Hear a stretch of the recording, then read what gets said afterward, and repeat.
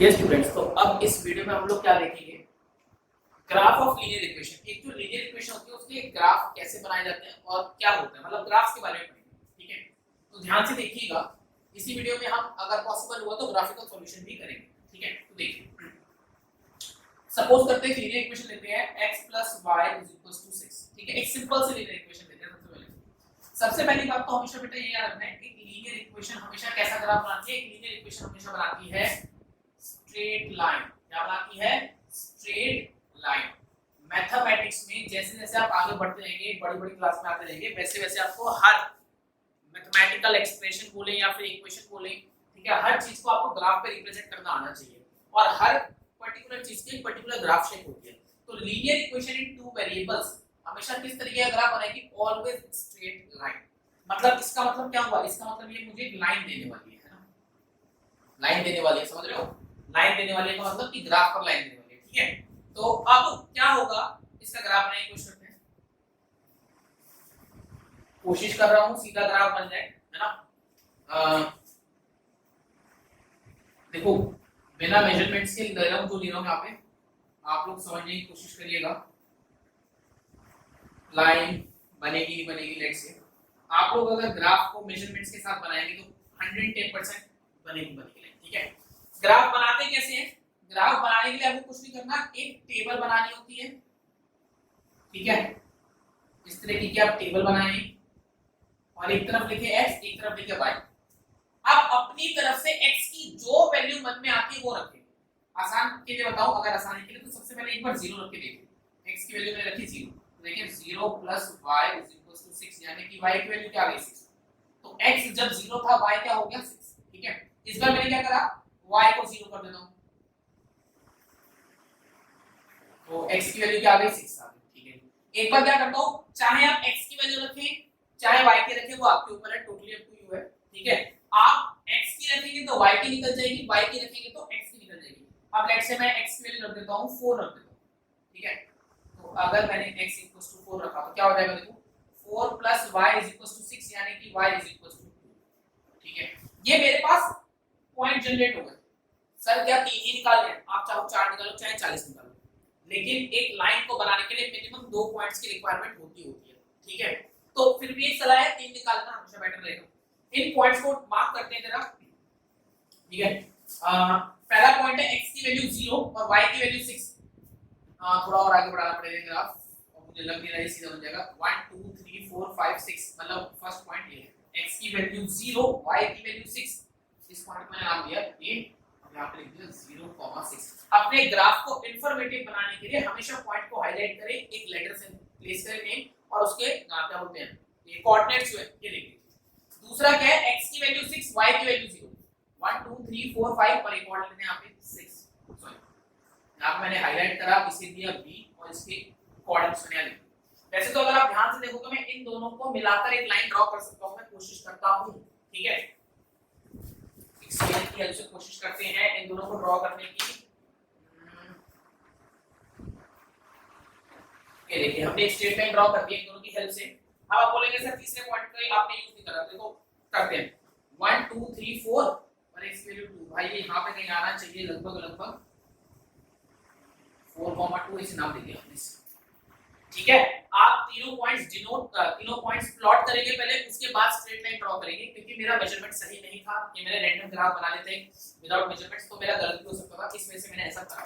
तो आप लोगों ने देखा कि कैसे एक स्ट्रेट लाइन में, सॉरी कैसे एक इक्वेशन ने, लीनियर इक्वेशन में टू वेरिएबल में मुझे क्या दिया? एक स्ट्रेट लाइन दी। ये हमेशा हमें क्या देगी? एक स्ट्रेट लाइन देगी, ये चीज हमेशा याद रखो। ठीक है स्टूडेंट्स, तो अब एक बात को जरा गौर से समझो। हमारा जो चैप्टर है वो क्या है भाई?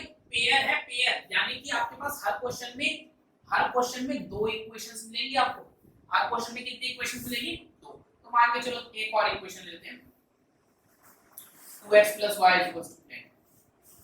अब ये इक्वेशन और ये इक्वेशन, ये दोनों एक ही क्वेश्चन की इक्वेशन है। अगर मुझे इनका ग्राफ बनाना है तो एक ही ग्राफ पर आपको दोनों इक्वेशंस को रिप्रेजेंट करना है, यानी कि इसकी लाइन भी मुझे इसी पर बनानी है। यानी कि मेरा जो एक ग्राफ होगा वो 2 स्ट्रेट लाइंस होल्ड करेगा। स्ट्रेट लाइन भी स्ट्रेट लाइन है ना, तो मेरा एक ग्राफ 2 स्ट्रेट लाइन को होल्ड करेगा, मतलब मैं एक ग्राफ में दो लाइंस बनाऊंगा अगर मुझे जरूरत पड़ेगी ग्राफिकल मेथड की। तो इतनी बात समझ में आ गई। इसका ग्राफ कैसे बनाएंगे, वही जो मैं आपको एक टेबल मेंटेन कर लो बस, है ना, एक टेबल मेंटेन कर लो, टेबल में तीन वैल्यूज निकालोगे ज्यादा बेटर रहेगा। आसानी के लिए सबसे पहले एक एक बार x और y को 0 कर लेते हैं। अगर मैं x को 0 करता हूं तो देखो क्या होगा, 2 times of 0 plus y equals to 10 और y will be equals to 10। y मेरा क्या आ गया 10 आ गया। एक बार मैं क्या करता हूं y को 0 कर देता हूं, तो 2x + 0 = 10, 2x = 10, x = 5। ठीक है, एक बार क्या करते हैं y को 4 रख लेते हैं। कोशिश ये करिए ये जो आप कोऑर्डिनेट्स निकाल रहे हैं हमेशा होल नंबर में, ठीक है, मतलब इंटीजर से नेगेटिव आ जाए चलेगा, लेकिन पॉइंट्स में डेसिमल फॉर्म में मत लाइएगा, ना ही फ्रैक्शन में लाइएगा, ठीक है। उससे क्या ग्राफ बनाने में आपको प्रॉब्लम नहीं आएगी। y की वैल्यू अगर मैंने 4 रखी तो 2 times of x + 4 gives us 10, 2x = 6, x = 3। ये मेरा तीसरा कोऑर्डिनेट भी आ गया। आप दोबारा से तीनों कोऑर्डिनेट्स यहां पे प्लेस करिए, सेकंड लाइन को बनाइए और उसके बाद, ठीक है। इतनी बात सबको समझ में आ गई कि अगर हम linear equation in two variables का ग्राफ बना रहे हैं तो वो हमेशा कैसा बनेगा, स्ट्रेट लाइन ही बनेगा, दूसरा कोई ऑप्शन ही नहीं है। ये चीज अपने दिमाग में बिठा लो, ठीक है। कभी आप लोग कुछ भी सोचो कुछ भी बना देंगे, नहीं, हमेशा सिर्फ क्या बनेगा, स्ट्रेट। चलिए इतनी बात समझ में आ गई। अब हम बात करते हैं टाइप्स ऑफ ग्राफ। हमने आपको याद होगा लास्ट वीडियो में तीन तरह की पेयर ऑफ इक्वेशंस के बारे में पढ़ा था। यूनिक सॉल्यूशन, मैं लिख ही देता हूं यहां पे, हां इसको रख कर लिखना है।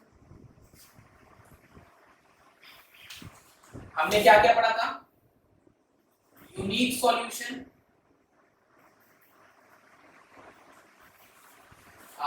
फिर हमने पढ़ा था इनफिनाइट मैनी सॉल्यूशन, और फिर तीसरा हमने पढ़ा था बेटा नो सॉल्यूशन। ये तीन तरह की हमने पेयर ऑफ इक्वेशंस के बारे में बात की थी। इन दोनों को हम लोग क्या बोलते थे, इन दोनों को बोलते थे कंसिस्टेंट। क्या बोलते थे, कंसिस्टेंट। और इसे क्या बोलते थे हम लोग, इसे हम बोलते थे क्या, इनकंसिस्टेंट। तो अब हम क्या करेंगे, अब हम स्पेशली इनके ग्राफ्स को पढ़ेंगे कि यूनिक सॉल्यूशन का अगर पेयर मेरे पास इक्वेशन का है तो वो किस तरीके का ग्राफ बनाएगा, इनफिनिट मेनी सॉल्यूशंस का है तो वो किस तरीके का ग्राफ बनाएगा, नो सॉल्यूशन का है तो वो किस तरीके का ग्राफ बनाएगा। बात समझ में आ गई। चलिए देखिए स्टूडेंट, सबसे पहला जो हमारा है वो है यूनिक सॉल्यूशन का ग्राफ। सबसे पहले दो unique solution of pair of equation लिख लेते हैं, वो भी आपको बताऊंगा कैसे लिखते हैं। सबसे पहले मैं लिख लेता हूं x + y = 10, ठीक है, और x - y = 2। ये मुझे पता है ये यूनिक पेयर है, इसका एक ही सॉल्यूशन निकल सकता है बस, ठीक है। तो अब मैं आपको देखो बना के दिखा देता हूं। पहले इन दोनों की टेबल बनाते हैं। इसे इक्वेशन 1 मार्क करा, इसे इक्वेशन 2 मार्क करा, ठीक है। इक्वेशन 1 के लिए हम टेबल बनाते हैं।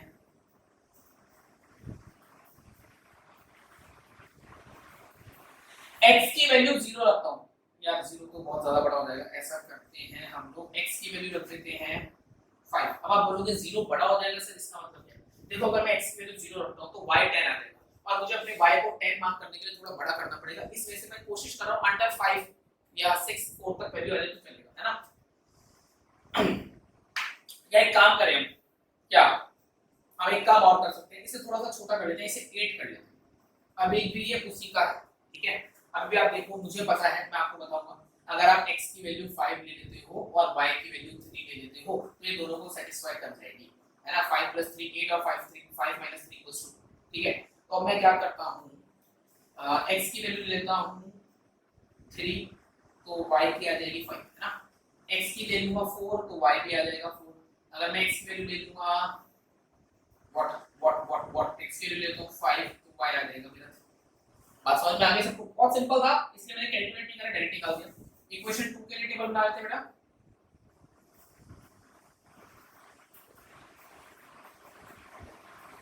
x की वैल्यू लेता हूं 0 तो y क्या आ जाएगा -2। अगर मैं y की वैल्यू 0 ले लूं तो x आ जाएगा -2, है ना।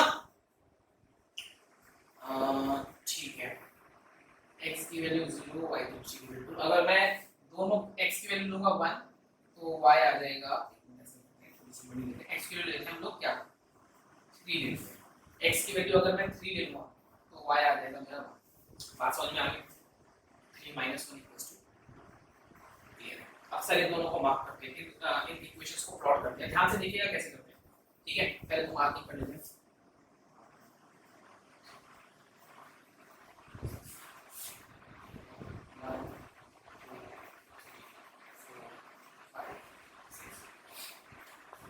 ठीक है, y एक्सिस पे मार्क कर लेते हैं। ये ना गड़बड़ हो गई, एक काम करते हैं, आप 1 मिनट के लिए रुको, मैं ग्राफ बना देता हूं, ठीक है। देखिए स्टूडेंट्स, ग्राफ देखिए, ये ग्राफ बना दिया हमने। प्लॉटिंग कंडीशन करते हैं, इस लाइन को प्लॉट करते हैं। x की वैल्यू 3, y की वैल्यू 5, x की वैल्यू 3, y की वैल्यू 5, लगभग यहां कहीं आएगा, ठीक है। x की वैल्यू 4, y की वैल्यू 4, x की वैल्यू 4 और y की वैल्यू 4, यार ये गड़बड़ करेगा ग्राफ। चलो देखते हैं क्या होता है ना। x की वैल्यू 5, y की वैल्यू 3, x की वैल्यू 5 और y की वैल्यू 3, इन तीनों को मैं मिला के एक लाइन बनाने की कोशिश करता हूं, अगर बन जाती है तो देखो बन तो गई है। ये पॉइंट थोड़ा सा बाहर जा रहा है बट आप समझ सकते हैं।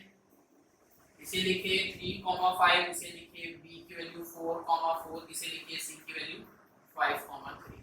आप लाइन को आगे ड्रॉ करिए और इसके ऊपर अगर आपको मोर इंफॉर्मेटिव ग्राफ बनाना है तो अपनी इक्वेशन लिख दीजिए कि कौन सी इक्वेशन आपने यूज करी है, क्योंकि जब एक ही ग्राफ में आप 2 लाइंस बनाएंगे तो आप ग्राफ को रीचेक करते हुए या उसमें कुछ ढूंढते हुए या ग्राफ को जब आप स्टडी कर रहे होंगे तो आपको कंफ्यूजन नहीं होगी, आपको क्लियरली पता लग जाएगा कि ये लाइन हमारी इस वाली इक्वेशन की है। सेकंड को प्लॉट करते हैं, x की वैल्यू 0, y की वैल्यू -2, x की वैल्यू 0, x की वैल्यू 0, ना तो इधर जाऊंगा ना ही इधर जाऊंगा, यहीं पे रहूंगा। y की वैल्यू -2 यानी कि ये, ठीक है। अच्छा,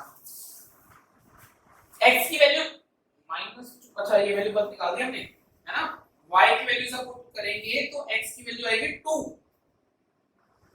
y, हां ठीक है। तो ये हमने करा यहाँ पे, x की इस बार y की वैल्यू 0 थी और x की वैल्यू क्या थी, 2 थी।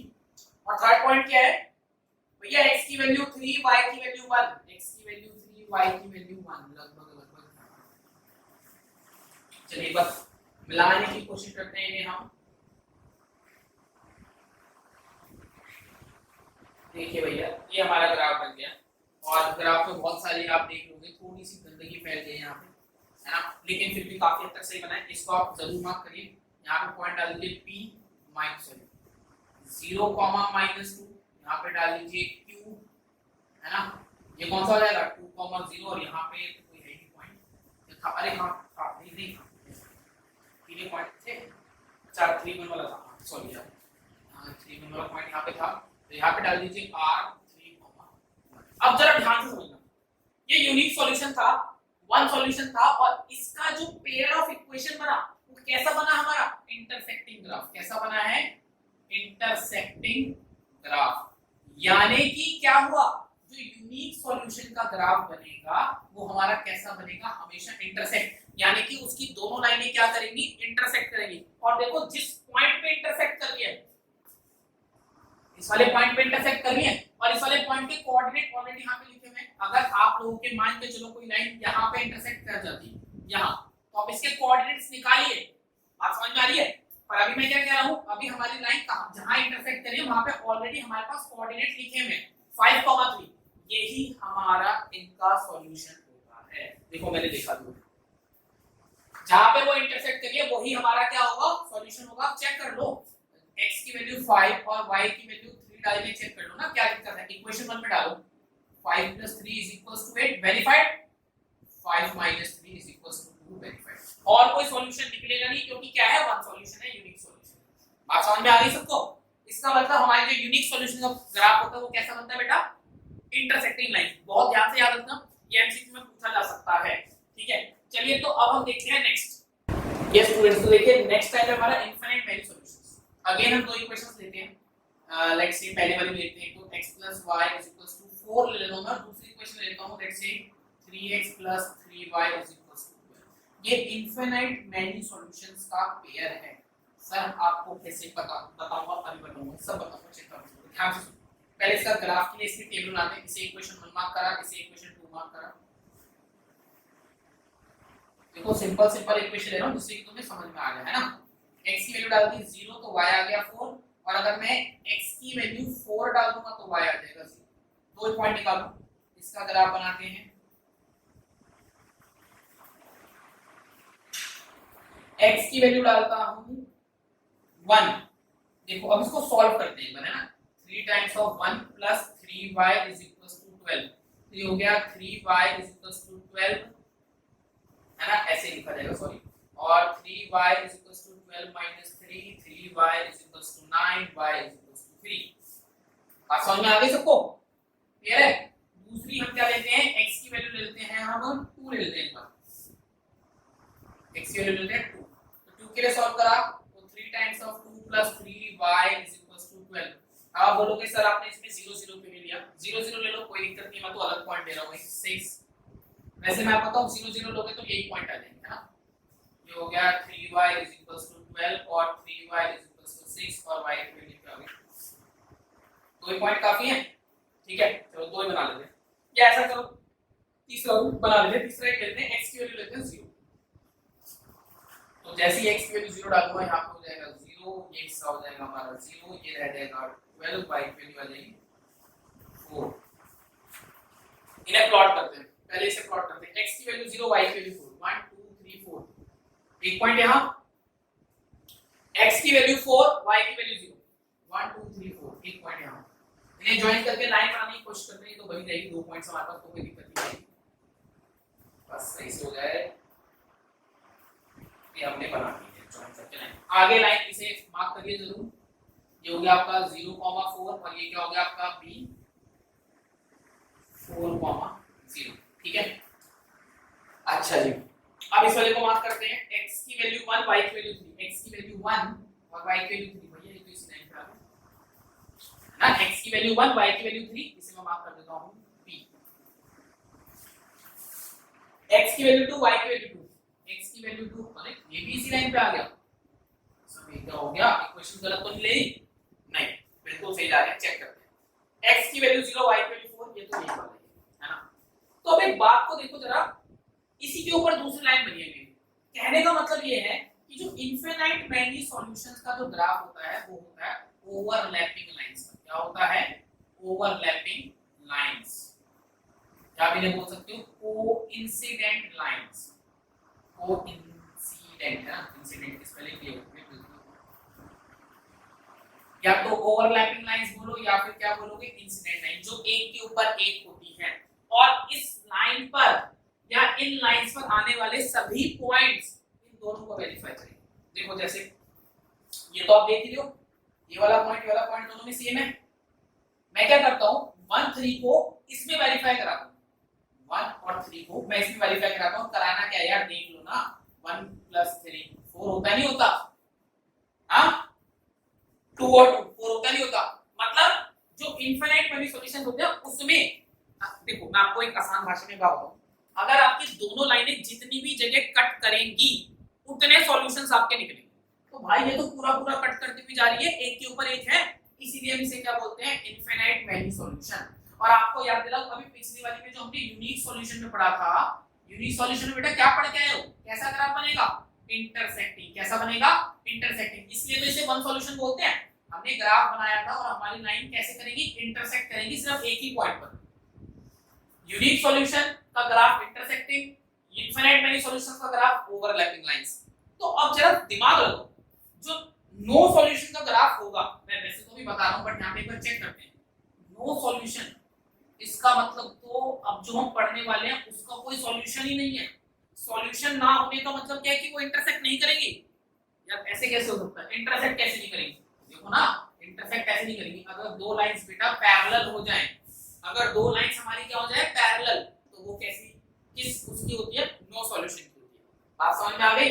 अभी बता रहा हूं मैं आपको। चलो ऐसा करते हैं, पहले दो सॉल्यूशन पढ़ते हैं फिर एक बार तीनों को देखेंगे। यस स्टूडेंट्स, तो देखते हैं दो सॉल्यूशन का। एक इक्वेशन ले लेते हैं, x + y = 4 और एक ले ली x + y = 3। ये दो सॉल्यूशन की है, ठीक है। इसके लिए मैं रफ ग्राफ बना लूंगी। देखो यहां 1 2 3 4 1 2 3 4 है ना। पैरेलल लाइंस बनानी है, वैसे भी मुश्किल हो जाएगा पर आप लोग बनाएंगे तो बिल्कुल बनेगा। इसका अगर आप टेबल बनाए, है ना। देखिए इसकी टेबल में x की वैल्यू अगर आप 0 ले रहे हैं तो y क्या आ जाएगा डायरेक्टली 4, अगर आप y की वैल्यू 0 ले रहे हैं तो x क्या आ जाएगा 4, और अगर आप x2 ले रहे हैं तो y क्या आ जाएगा। देखो आप लोग सॉल्व करना, हर बार इतनी सिंपल इक्वेशंस नहीं आएगी, मैं सिंपल इक्वेशंस इसलिए ले रहा हूं जिससे कि मैं आपको समझा सकूं। आप कोई भी बड़ी इक्वेशन ले लो, ऐसे ही लेना है, एक वैल्यू अपनी मर्जी से डाल दो, कोई दिक्कत नहीं, जो मन में है वो डाल दो, एक बार 0 0 तो ट्राई कर लेना।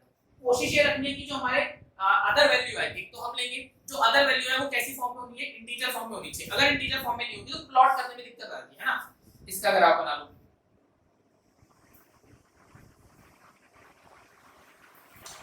x की वैल्यू लेता हूं 0 तो y आ जाएगा 3, y x की वैल्यू y की वैल्यू 0 तो x आ जाएगा, है ना। चलो एक बार प्लॉटिंग करते हैं भाई, x की वैल्यू 0 y की वैल्यू 4, मतलब एक यहां, और x की वैल्यू 4 y की वैल्यू 0, x की वैल्यू 4 और y की वैल्यू 0, तो यहां इन दोनों को ज्वाइन करके एक लाइन बना ले, पैरेलल चली जाए, मतलब दिक्कत हो जाएगी, है ना। चलो देखते हैं क्या होता है, ये आप लोग मार्क कर लीजिएगा।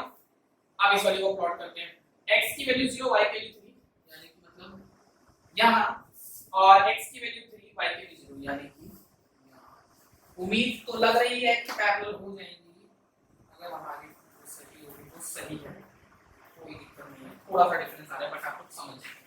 आप लोग देख रहे हैं ये पैरेलल लाइन सही है, ना तो इधर जाने पे कहीं मिलेंगी और ना ही इधर जाने पे कहीं मिलेंगी। पैरेलल लाइंस कभी भी इंटरसेक्ट नहीं करती हैं, तो इसका मतलब क्या हुआ भाई, नो सॉल्यूशन का कैसा ग्राफ बनता है, पैरेलल लाइंस। बात समझ में आई, नो सॉल्यूशन हमेशा कैसा ग्राफ देगा हमें, पैरेलल लाइंस, ये चीज बहुत याद रखने वाली है। अच्छा एक बार मैं आपको शॉर्ट में तीनों बताता हूं जिससे कि रिवाइज हो जाए। यस स्टूडेंट्स देखिए, दो तरीके के पढ़े थे हमने, मतलब जो हमारी पेयर ऑफ इक्वेशंस होती है, या तो कंसिस्टेंट हो सकती है, कंसिस्टेंट यानी कि हैविंग सॉल्यूशन, हैविंग सॉल्यूशन, जिसका सॉल्यूशन हो। तो सॉल्यूशन वाले केस में दो केसेस बनते हैं, यूनिक सॉल्यूशन और infinite many solution. Unique solution कैसा ग्राफ देगा, इंटरसेक्टिंग लाइंस ये बना रखी है। इनफिनिट मैनी सॉल्यूशंस कैसा ग्राफ देगा, कोइंसिडेंट लाइन, एक के ऊपर एक बनाने के लिए थोड़ा सा डार्क कर है ना। इनकंसिस्टेंट मतलब having no solution, having no solution, और इसका तो नाम भी क्या है भैया, नो सॉल्यूशन ही है। और इसका ग्राफ कैसा बनता है, पैरेलल लाइंस का बनता है, बिल्कुल याद, ठीक है। साथ साथ एक चीज और नोट कर लीजिए, वो हम आपको समझाएंगे, बट आप नोट कर लीजिए, बाद में लिखूंगा, यहाँ लिखवा दूंगा। चलो छोड़ो, जब समझाऊंगा तब बताऊंगा, कोई दिक्कत नहीं है, ठीक है। तो उम्मीद करता हूँ आपको ये चीज सारी समझ में आ गई है ना। अब सर ये तो समझ में आ गया, लेकिन ग्राफिकल मेथड और समझा दो। तो ग्राफिकल मेथड ऐसा करते हैं, हम लोग नेक्स्ट वीडियो में देखेंगे, ठीक है, क्योंकि वीडियो काफी लंबी हो जाएगी, फिर आप लोग भी बोर हो जाओगे, अच्छा नहीं लगेगा। तो थैंक यू स्टूडेंट्स, इस वीडियो में बस इतना ही।